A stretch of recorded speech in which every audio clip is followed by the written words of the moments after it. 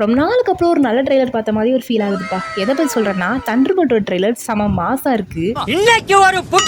ட்ரெய்லரோட பிகினிங்லேயே வேலண்டினா வந்து கோர்ட்டில் இருக்காங்க. அவங்க என்ன சொல்கிறாங்கன்னா, அவஞ்சஸும் இல்லை இப்போ யார் தான் காப்பாற்ற போகிறாங்க அப்படின்னு ஒரு ஸ்டேட்மெண்ட்டை வைக்க, கவர்மெண்ட் வந்து என்ன அப்ரூவ் பண்ணுறாங்கன்னா, ஒரு சூப்பர் சீரம் போட்டு ஒரு சூப்பர் சோல்ஜரை உருவாக்க தான் பிளான் போட்டிருக்காங்க. அவரோட நேம் தான் சென்ட்ரி. இந்த ட்ரெய்லரில் எனக்கு ரொம்ப பிடிச்ச பார்ட்னா இதுதான். ரொம்பவே ஹேட்டடான கேரக்டராக இருந்தது தான் யூஎஸ் ஏஜென்ட். மற்றவங்களுக்குலாம் பிடிக்காது, பட் வந்து எனக்கு ரொம்ப பிடிக்கும். யார் எப்படியோ எனக்கு ஒன்று ரொம்ப பிடிக்கும். அதுக்கு ரீசன்ஸ் நிறையவே இருக்குது. ஏன்னா வந்து ஒரு கவர்மெண்ட் தான் அவரை வந்து அப்ரூவ் பண்ணியிருப்பாங்க. அதுக்காக இவ்வளோ ஹேட்டட் தேவையில்லைன்னு தான் நான் நினைப்பேன்.